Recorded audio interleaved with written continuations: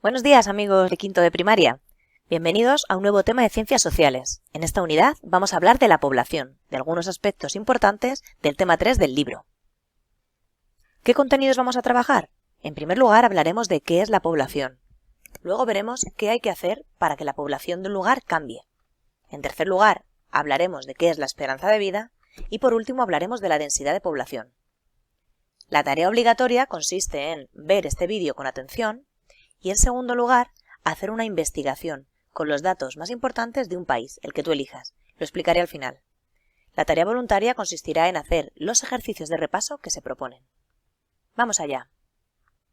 Vamos a hablar de la población. La definición de la población es el conjunto de seres humanos que viven en un determinado territorio. Es decir, la población de Arganda del Rey son las personas que viven en Arganda del Rey, que son aproximadamente unas 50.000, 60.000 personas. Actualmente en España tenemos 47 millones de personas. Pero esta población no ha sido la misma siempre. Si miramos esta gráfica, aquí abajo nos aparecen los años, desde el 1900 hasta 2011. Y aquí arriba nos aparecen cifras de personas, que están dadas en millones, 5 millones, 10 millones, 15 millones... Si observamos, en el año 1900 la población en España no llegaba ni siquiera a los 20 millones y poco a poco ha ido subiendo hasta la actualidad en la que tenemos los 47 millones de personas que os he comentado anteriormente. ¿Qué hace que la población de un lugar cambie?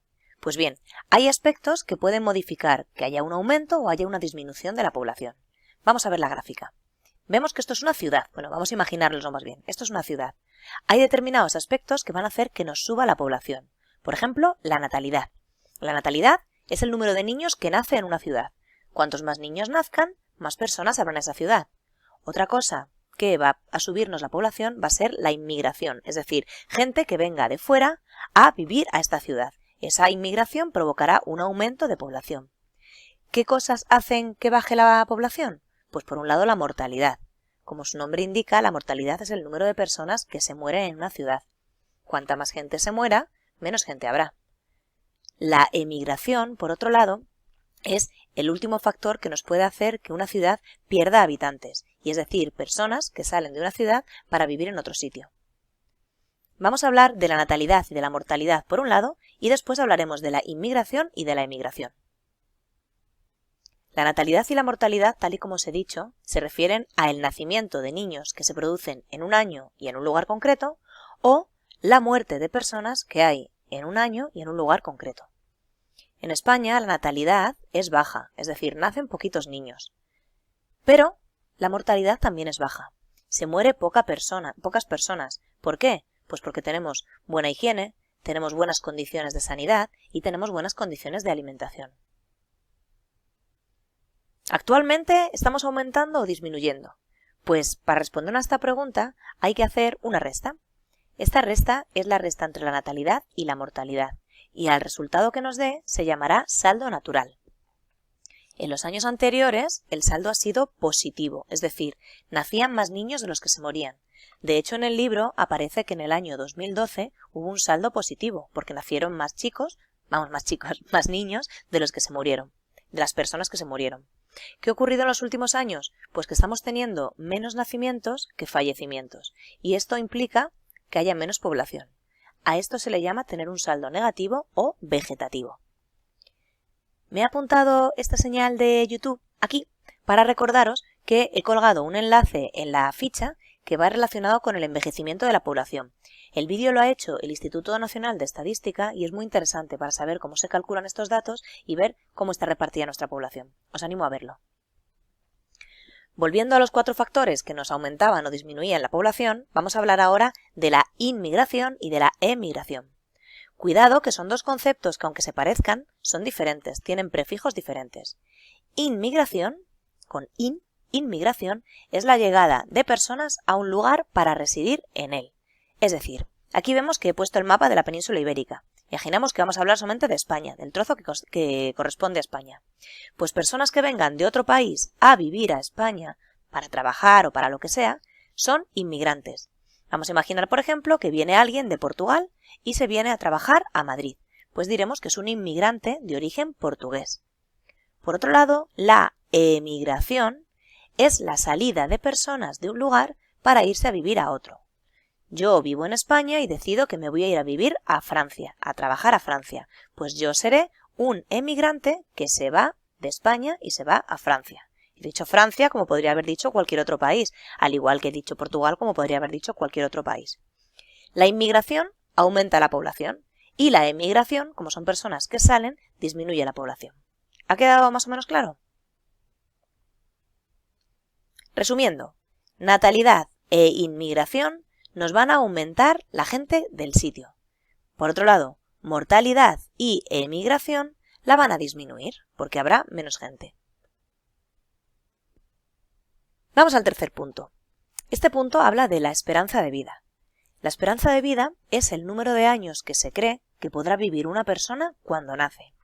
Esto es un cálculo estimado, es decir, no es un dato fijo. Voy a explicarlo. Por ejemplo, en España tenemos una esperanza de vida de aproximadamente 80 años, más o menos. Los hombres tienen una esperanza de vida un poco más bajita, unos 77, y las mujeres en torno a 85. ¿Esto qué quiere decir? Que la mayoría de las personas que se mueren en España tienen aproximadamente esa edad. ¿Eso implica que todas las personas se vayan a morir a la misma edad? No, es simplemente una media, y las medias ya sabemos más o menos lo que son. Un niño que nace en cualquier país, según las condiciones de ese país, se calculará que va a vivir unos determinados años, en función de la esperanza de vida que tenga ese país. Un dato que tenemos que tener importante es que la esperanza de vida va cambiando con el tiempo. De hecho, en esta gráfica que os dejo aquí, tenemos los años que puede vivir una persona, 30, 35, 40, hasta llegar a 90, y luego tenemos los años de la fecha, el año 1910, 1930, 1950, hasta llegar al 2011, que fue el último dato en el que tomaron, la última fecha en la que tomaron registros en esta editorial. Vamos a ver, esto fue en España. En España teníamos que en el año 1900, la esperanza de vida se situaba entre los 30 y los 35 años. Eso es prontísimo, es decir, la mayoría de la gente se moría con esa edad. Poco a poco fue aumentando, tanto para los hombres como para las mujeres, llegando a los valores actuales. Tal y como os he dicho, es diferente para hombres y para mujeres. Hay una serie de variables que hacen que, por lo general, las mujeres vivan más que los hombres. Pero tenemos que tener claro que esto es un cálculo. No todas las mujeres van a vivir más que los hombres, es un cálculo, ni todas las personas van a vivir determinados años. ¿De acuerdo? Además, os pongo aquí otra idea, y es que la esperanza de vida es diferente en cada país. ¿Por qué? Pues porque depende de muchas cosas. Depende, por ejemplo, de la alimentación, depende, por ejemplo, de la higiene, o depende de la sanidad que tengan en ese país. Los países que tienen mayor esperanza de vida, es decir, que la gente vive más años, son los que tengo en esta columna, en verde. Japón, Suiza, España, Singapur. Si os fijáis, España está de los primeros puestos e incluso ha habido años en los que ha estado el primero de todos. Si nos vamos a la otra columna, en rojito tenemos los que están al final de la lista. Estos países son países de África y fijaos, por ejemplo, en Sierra Leona o en República Centroafricana, la media de personas cuando se mueren tiene en torno a 51, 52 años, que eso es joven. Tenéis que pensar que con esta edad estamos trabajando todavía. Vamos, que estamos trabajando hasta los 65 que no aparece por aquí. De manera que todas estas personas mueren muy pronto. ¿Por qué? Pues por las condiciones sanitarias, porque imaginaos que estos países no tengan agua potable, o no tengan acceso a vacunas, o haya muchas enfermedades que no sepan afrontar, o algo más básico, no tengan una alimentación en condiciones. Si no puedes comer, muchos de los niños no llegarán ni siquiera a la vida adulta. ¿De acuerdo? El hecho de que estemos aquí altos en la esperanza de vida, quiero que lo reflexionéis, quiero que penséis que somos muy afortunados y que hay que aprovechar todas las oportunidades que tenemos. El último concepto que tenemos que trabajar en esta unidad es el de densidad de población. Vamos a ver. Os he puesto aquí dos cuadraditos. Cada cuadrado simboliza 1 kilómetro cuadrado, es decir, un cuadrado que mide 1 kilómetro de lado y 1 kilómetro de lado, es decir, 1 kilómetro cuadrado. He puesto aquí unas cuantas personas y aquí un montón de personas. Si os planteo, ¿dónde estarán más apretados? Todo el mundo, no hace falta que lo mire mucho para saber que aquí están mucho más juntitos, ¿verdad? La densidad de población se refiere al número de habitantes que hay en un sitio en función de sus kilómetros de superficie. Es un cálculo, como veis, es una división. número de habitantes partido por kilómetros cuadrados. Si os hago ahora esta pregunta y os digo, ¿dónde habrá más densidad de población? Prácticamente todo el mundo podrá decirme que será aquí, en este. ¿Por qué? Miramos, imaginando que fuera más o menos la misma extensión, que realmente esta foto coge un poquito menos de espacio. Pero aquí, en un espacio pequeñito, hay un montón de edificios con muchísimas plantas y en cada edificio puede vivir muchísimas familias.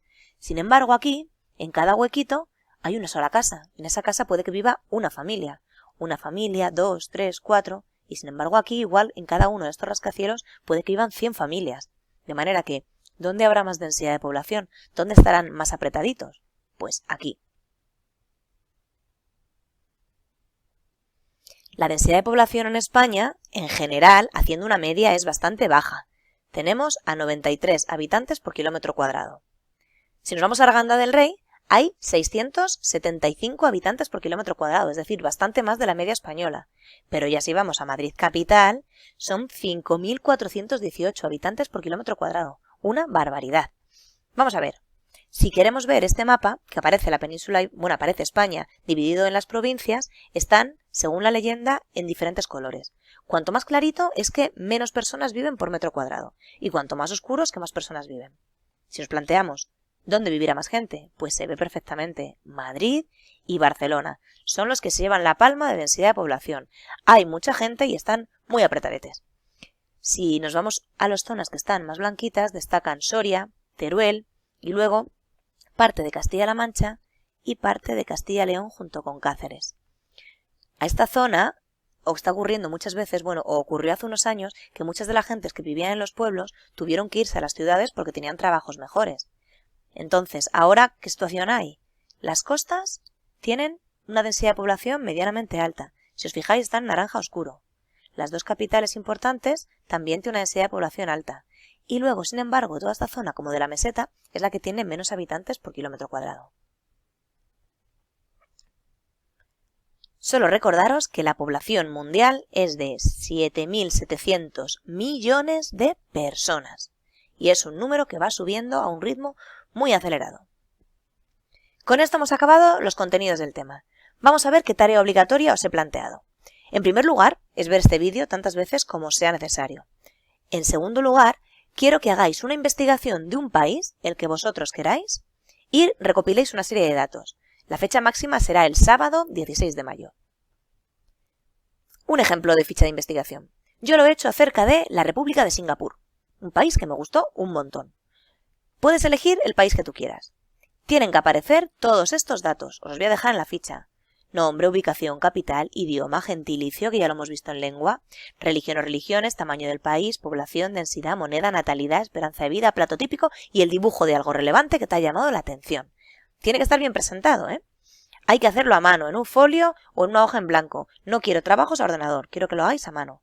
Y yo os recomiendo que busquéis un país que os interese por algo y disfrutéis investigando. Un país que os guste porque se ha celebrado la final de un torneo de algo de un deporte, o un país que os guste porque queráis hacer un viaje o porque conozcáis a algún artista famoso que sea de ese país, por lo que sea. Pero quiero fichas de investigación que tengan este tamaño, ¿vale?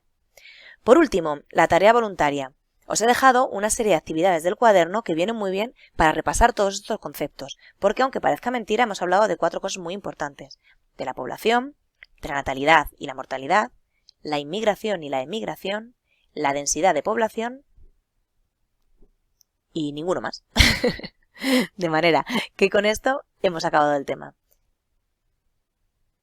Espero que os haya gustado. Si tenéis alguna duda, no dudéis en escribirnos y hasta pronto. Un abrazo, chicos.